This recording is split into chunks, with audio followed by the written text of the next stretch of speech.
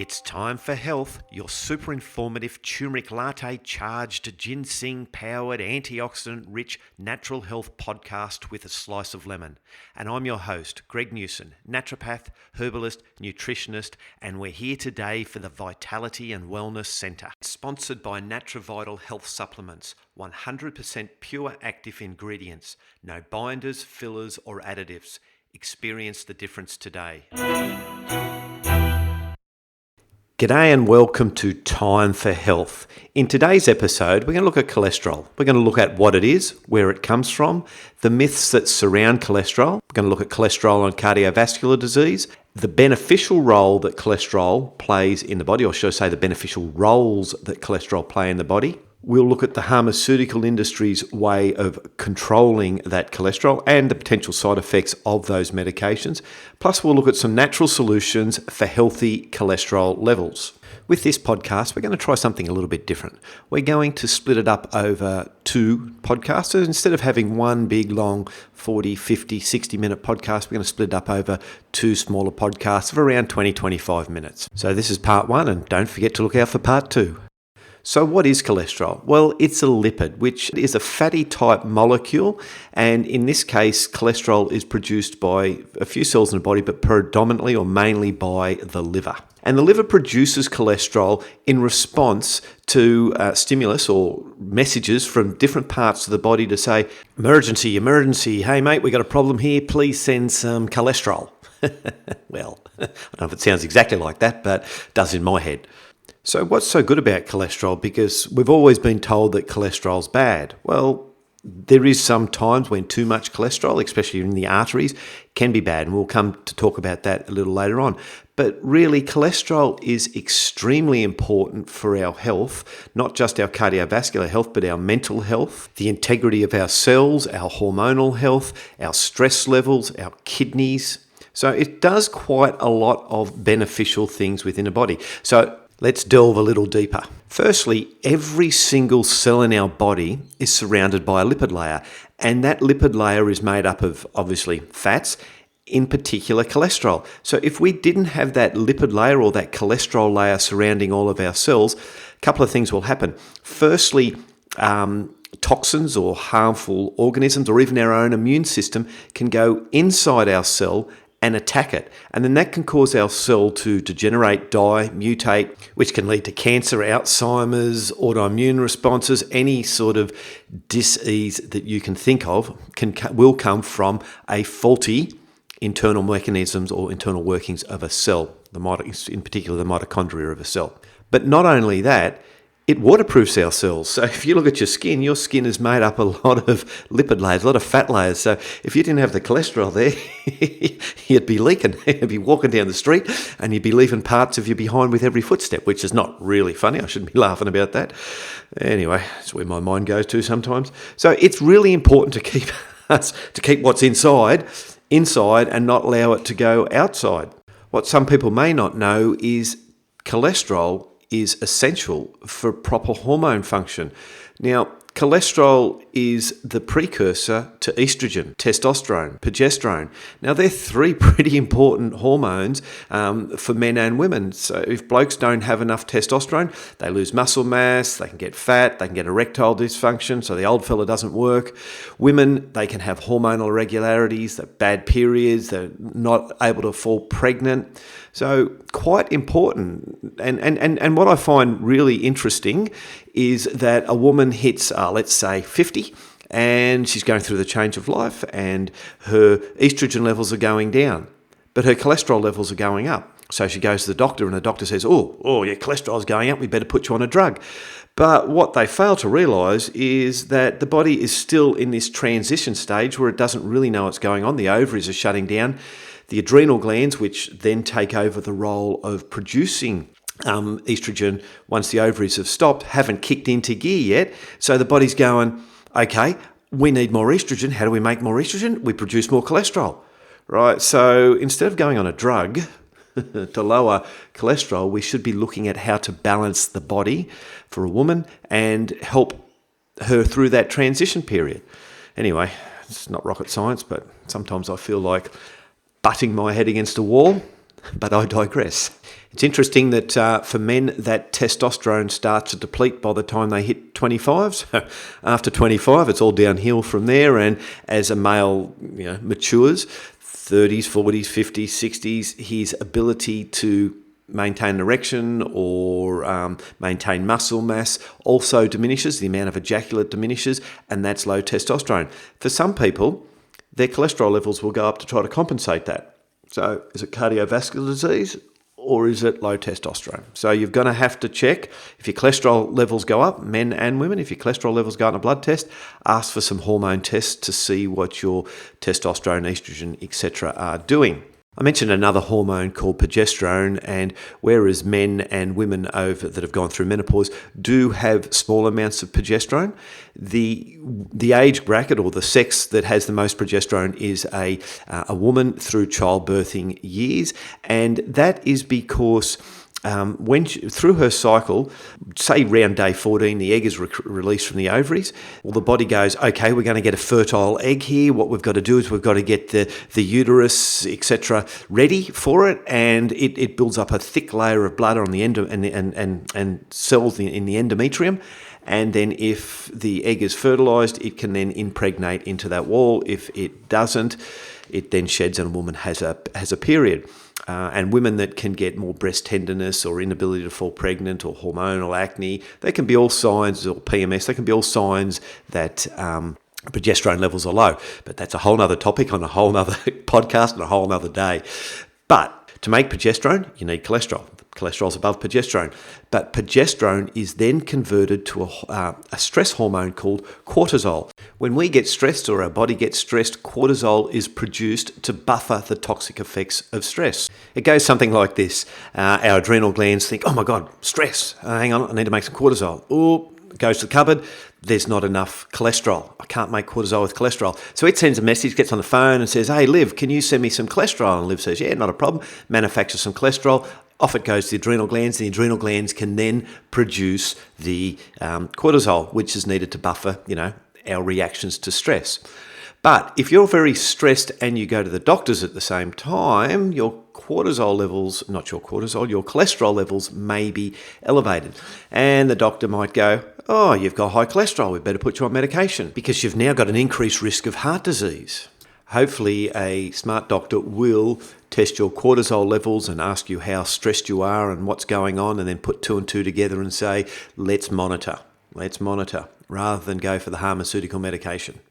The adrenal glands also make another cholesterol-producing hormone called aldosterone, and its role is the regulation of blood pressure, our sodium and our potassium levels, which in turn regulates our water retention. Either we gain fluid or we lose fluid, as well as regulating our blood volume and blood pressure. Another very important role of cholesterol is that it must be present in the skin. So when the sunlight hits the skin, that cholesterol stimulates the production of vitamin D. Now, as we know, over the last couple of years, vitamin D is essential for a strong immune system and the prevention of osteoporosis and osteopenia. Cholesterol also enables the body to form bile acids. Now, bile acids are needed to help break down the fat. So if you don't have enough bile, your body doesn't break down the fat. You get queasy, nauseous, indigestion, or just that bleh feeling. No idea what bleh is in a scientific term, but it's just that feeling of bleh. I don't feel good. Cholesterol also plays an extremely important role in our central nervous system. It's a major component of the myelin sheath, which is the sheath that surrounds the nerve. So think of an electrical cable. You've got the copper, that's the nerve. The plastic that goes around the copper wire, that's the sheath. Well, that's the same thing in the human body. So a dysregulation of the myelin sheath is multiple sclerosis. The weight of our brain makes about 2% of our total body weight, but in that brain, there is 20 to 25% is cholesterol, which is massive. The brain is the supercomputer, and every single cell and every single nerve has cholesterol to protect it from damage. So as you can see, cholesterol, it's pretty important for our health. Without it, we have a lot of trouble keeping cellular integrity, producing bile, keeping our hormones healthy, manufacturing vitamin D. It helps control our stress, regulate our fluid retention, and even our blood pressure. So why does it get such a bad rap? The main reason is that a buildup of cholesterol on the artery walls can lead to cardiovascular disease. What causes cholesterol to build up on the artery walls is little things like little infections, little sores, little bits of inflammation. And when that happens, there's a message sent to the liver to say, hey, we've got a problem, we need a Band-Aid. So the liver sends some cholesterol, and the cholesterol goes to where that sore is or that little infection site is, and it covers it, just like a Band-Aid would, and integrates itself into the walls of the artery, and that creates a little dome.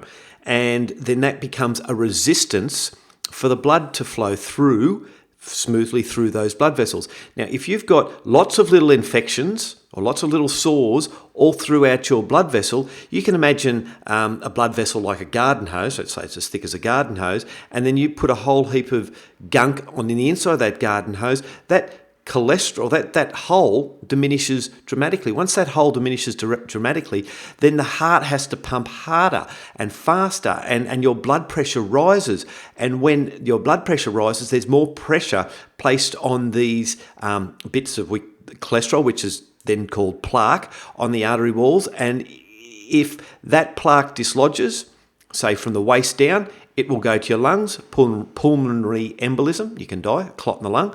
And if it's from the waist up, basically it goes to the brain, and that's a stroke. And this is the one thing that creates a lot of fear with people, and understandably so, because we're all here to have a good time. We don't want to leave this mortal coil too early. But we have to look a little bit deeper at why the body, or why the arteries, have all these little sores and infections. And there's multiple reasons. One of the most common causes of these sores or infections is toxins. And these toxins can be external, so they're coming in through poor diet or cigarette smoking or excessive alcohol consumption, or they can be internal, and that's because of a breakdown of the body's ability to detoxify or clear toxins effectively from the blood through the detoxification pathways in the liver and kidneys. When these toxins build up, they effectively rust our cells. So it's called oxidative stress or free radical damage. So think of a piece of steel out in a paddock. That steel, over a period of time, the oxygen gets to that steel with the moisture and it rusts.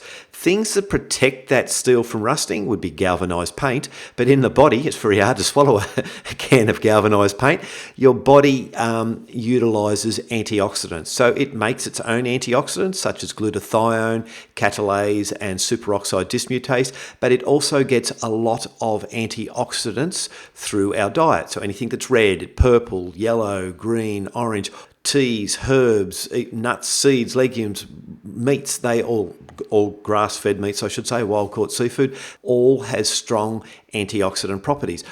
So if you're a smoker and there's, say, 3,000 chemicals per cigarette and you're puffing away on your durry, you're breathing in a myriad of toxins that your body has to try to get rid of. So the lungs are trying to remove it, but unfortunately that's not working, so it goes into the bloodstream. Then it's the role of the liver. The liver processes or detoxifies every drop of blood. The kidneys help, but the liver's the main one. The liver's also the organ that makes the cholesterol.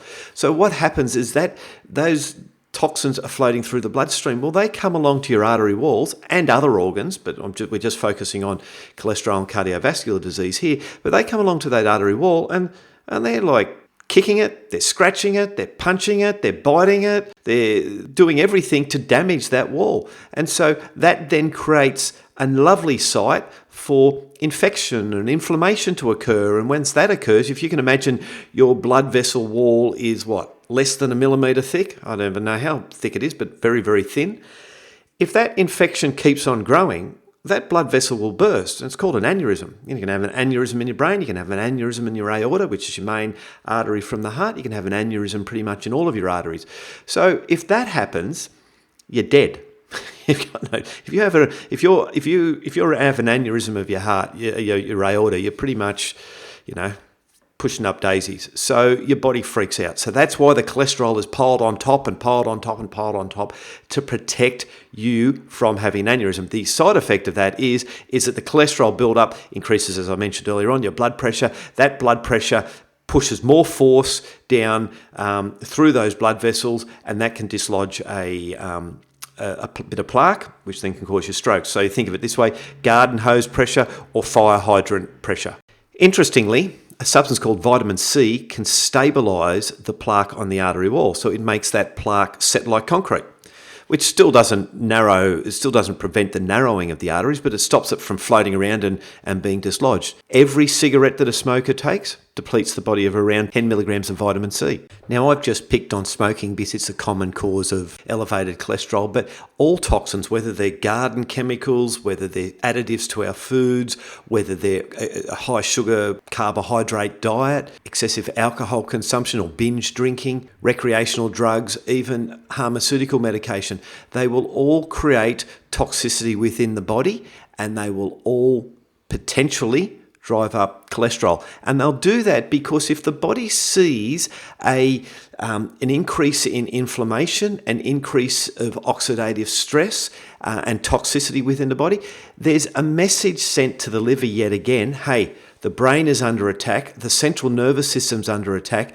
We need more cholesterol to protect the brain, to protect the computer, to protect the software from degeneration and toxicity. So as you can see, it's not really that simple as you've got high cholesterol, you need to take a medication. Something that's not often spoken about in regards to cholesterol is the role that our thyroid stimulating hormone plays in regulating our cholesterol. Now, most people may have heard of the thyroid stimulating hormone. It's when you have a blood test and the doctor does some tests for the thyroid, and it's TSH.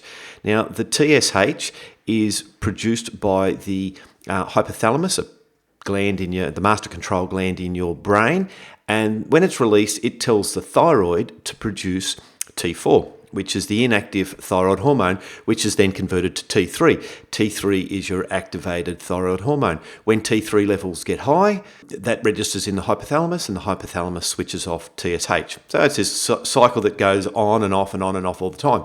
But what science or studies have found is that the thyroid stimulating hormone also attaches to receptors found in the liver that can alter cholesterol production. Now, these receptors control the breakdown and removal of LDL cholesterol, the low density lipoproteins. Now, they are often referred to as your bad cholesterol. So if those receptors are not working properly, or your TSH is low, that can cause the LDL cholesterol to rise and build up in the blood. Now, your thyroid hormone, your TSH, your thyroid stimulating hormone, does not need to be low or very low to have an increase in your LDL cholesterol. Studies have shown that if you have mildly low levels of thyroid stimulating hormone, a condition called subclinical hypothyroidism, that can cause higher levels of LDL cholesterol. This is massive. This is really massive. So your thyroid, or your thyroid stimulating hormone, I should say, is dictating to your liver to clear or reduce the production of your LDL cholesterol. So what is subclinical hypothyroidism? It's where your thyroid gland should be working at its optimum, but it's not. It's a little bit tired. It's had a bad day. It's got a bit of a hangover. It's going, I don't really want to function today, but I'll drag myself through the day. And it does. But if you went to the doctors and said, look, I'm really tired, I just don't know what's wrong with me, the doctor will check your thyroid levels, your TSH, possibly your T4, your T3, and they'll look at those test results and say, hey, everything's normal with your thyroid. That's because the range for your TSH can be quite extensive. It can be from 0.3 to 3.5, and if you're sitting at, 0.5 or 1, you're on the low side, but you're within range, so they just look at it and say everything's normal. A simple way to find out whether you suffer from subclinical hypothyroidism is take your morning temperature, your basometabolic rate. So before getting out of bed, you take your temperature. If you're a woman that still has a period, you need to take your temperature on day 2, 3, 4, and 5 of your period, because your hormones can affect your morning temperature.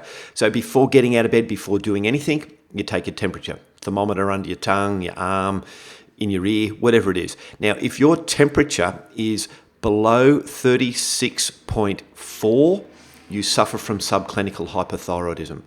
The range for good thyroid is 36.4 to 36.9. So, what can cause your thyroid to not work properly. There's many things. Some of the common things are a deficiency in zinc, selenium, iodine and magnesium. They're all important nutrients to stimulate thyroid function. So for example, if you have low iodine levels, your body can't convert T4 to T3. If that happens, your thyroid keeps on pumping out a lot of TSH trying to drive up T3, whereas it's not a thyroid problem, it's a deficiency of iodine. Stress is like a sledgehammer to the thyroid. It will severely dampen the thyroid function and is often a quite common cause of subclinical hypothyroidism. Toxins, heavy metals, chemicals, they will all play a role in dampening thyroid function. Our immune system, well, if it doesn't like our thyroid, it will attack it, and that's an autoimmune disease, and that can lead to things like Hashimoto's disease. An imbalance in your blood sugar levels can also drive up poor thyroid function, drive down thyroid function, I should say. Food allergies or food intolerances also impede thyroid function. Gluten is a quite common one. For some people, certain foods like broccoli, cauliflower, cabbage, the cruciferous family, cherries, peaches, strawberries, which is the rosacea family, and other types of foods can affect the thyroid, but that's not in a lot of people, but in some people. Poor gut function or dysbiosis can also lead to poor thyroid function, and we spoke about gut issues or digestive issues in the podcast on digestion. If we look at cholesterol, it might not actually be the disease that we've been told it is. It can quite possibly be the body's way of communicating to us that, hey, something is wrong. Is it a problem with our hormonal system? Are we deficient in vitamin D? Is our thyroid not working to its optimal? Is our liver having trouble producing enough cholesterol? Is our body under a lot of stress, which is driving up our cholesterol levels? All interesting things that need to be looked at in conjunction with cholesterol levels, not just given a pharmaceutical medication to say, cholesterol's high, lower it. We've got to find out why. It's always the question, why is something presenting the way it is? Why is your cholesterol elevated? Why do you have lower back pain? Why do you have gut problems? Why have you got brain fog? Well, that brings us to the end of part 1, but tune into part 2, in which we discuss the myth surrounding saturated fats and cholesterol. We look at certain blood tests that are going to give a more accurate indication of your cardiovascular health rather than just cholesterol. We'll also look at the statin drugs and have a look at their side effects and how they work. And finally, we'll delve into the world of natural medicine, and we'll look at what foods and herbs and other phytonutrients are very beneficial in lowering and maintaining healthy cholesterol levels. So speak to you soon in part 2.